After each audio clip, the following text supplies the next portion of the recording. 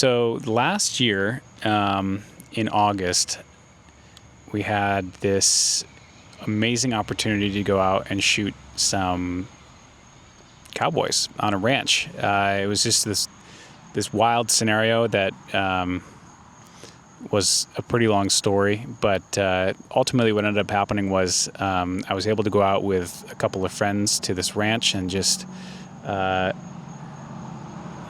basically have like a photography workshop for like 4 days. We had full use of this ranch out it was a town called Westcliff, Colorado. And we could set up any shot that we wanted to set up. So there was a number of beautiful pastures that were out there, but this particular one was really cool because there was a direct view of the mountain range behind, and the unobstructed view of the sun setting right over the mountains as well. So one of the evenings, it was a beautiful blue sky day, and ended up being just an incredible sunset. But one of these evenings we had access to 2 cowgirls and 1 cowboy who were leading a herd of horses throughout the pasture and kind of getting them to move around a little bit and, setting up some shots for us. So it was a post-dinner shoot. So basically at dinner they said, meet us in this pasture, like way out there. So we got in the car and these ranches are huge. They're like hundreds and hundreds and hundreds of acres. So we got out and we were all waiting out there in that pasture, and the light was starting to get good, and there was no cowboys, and we were trying to figure out what to do. If we should call someone. We were not sure if we had the time right. And so we're waiting, and all of a sudden, over the crest of this pasture comes, with the setting sun directly, it was like a scene out of a movie. With the setting sun directly behind it comes this herd of horses and these cowboys that just 100% looked the part. I mean, it was pretty insane. I think I actually have a drone shot of that moment, which was pretty cool. I ended up stopping the drone pretty early because I was so desperate to have the drone back on the ground so I can get my camera back in my hands and start shooting again. So I flew the drone back to the car, landed it real quick, and wanted to start taking photos immediately because the light was right, the people were right, we had the horses, we just started shooting. So we were there for like, I don't know, maybe an hour and a half, something like that, shooting, moving the herd around, putting it in the right light, shooting into the sunset, just, cresting directly over the mountain in front of us. And we just got the dust kicked up and some really special shots. But my favorite part of the evening didn't actually happen until some of our last shots. So, at a certain point, the sun had actually set over the mountain. The light was starting to fade a little bit. And we kind of entered what is usually my absolute favorite time to shoot. I always love shooting like 5-10 minutes post sunset. Because what that does is once the sun goes down, you still have all that warmth and glow and directionality from the sun without having the sun kind of blasting your shot.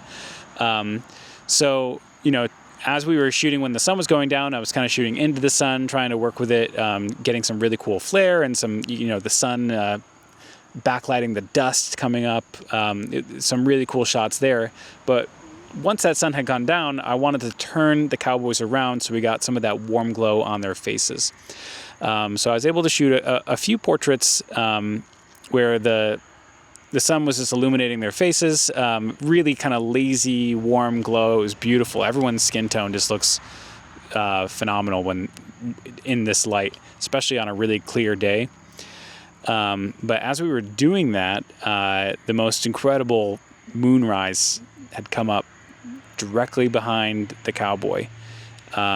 So he was kind of, we were shooting him, and he was against the plains, and then all of a sudden, this super blue moon rises over the plains, and it is unbelievably huge. The moon is just outrageously large, the biggest I've ever seen, and of course it was a full moon too, which just made it even better. So as we were shooting with this like really kind of warm, beautiful light on them, we saw this moon come up, and it just started getting crazy.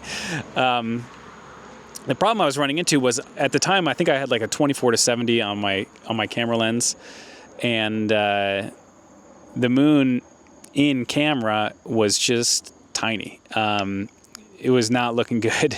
As I was shooting, with the 24-70, as I was shooting some of these cowgirls, I was, shooting it down at like 2.8, something like that, to try and separate them a little bit from the background and get some really nice separation in that shot. So when I transitioned over to shooting this cowboy, I started taking some shots of him, and the moon was looking rough. The cowboy was looking good, skin tones are looking good, but the issue was that the moon was really, really, really bright and glowy and huge, but in my shot looks tiny, and also has no discernible details either. So it ended up being kind of a tricky shot to put together.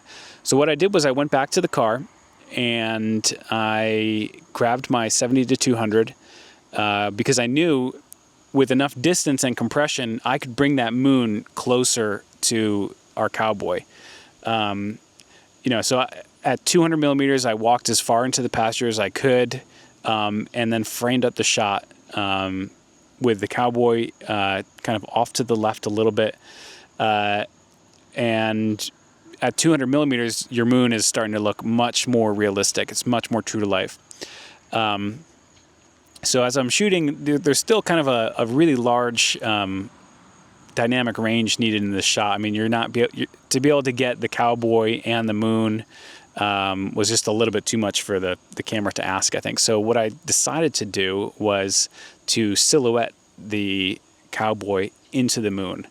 So what I did was I set my metering for the moon at 200 millimeters, and then exposed my image from there. So what you end up getting is a really nice, beautiful gradient of light from that sunset. And then the moon is properly exposed. You retain all that detail, but then you get a really nice, beautiful silhouette as well of the cowboy. So one of the other issues that you kind of run into as you're shooting this as well is, in order to shoot the cowboy and to get the moon in focus, which is, however a million miles away, you need to shoot at kind of an insane depth of field in order to pull this off. So I think I was starting at like f6.3, something like that. And I was just, as I was focusing on either the moon or the cowboy, I just wasn't getting that detail, those sharp edges that I wanted. So I ended up stopping all the way down to something crazy like f18, f20, something like that. And at that point, I was able to get the silhouette of the cowboy, the moon properly exposed, but also get really sharp edges, not only around the cowboy, but also around the moon. So all these pieces kind of have to come together in order for this shot to work, but I think it was a pretty successful outcome. Like I said, it was definitely one of my favorite shots from last year. It was a pretty special couple days. So I'd love to share more from this shoot. Maybe I'll post some images here at the end, but we'll see you in the next video.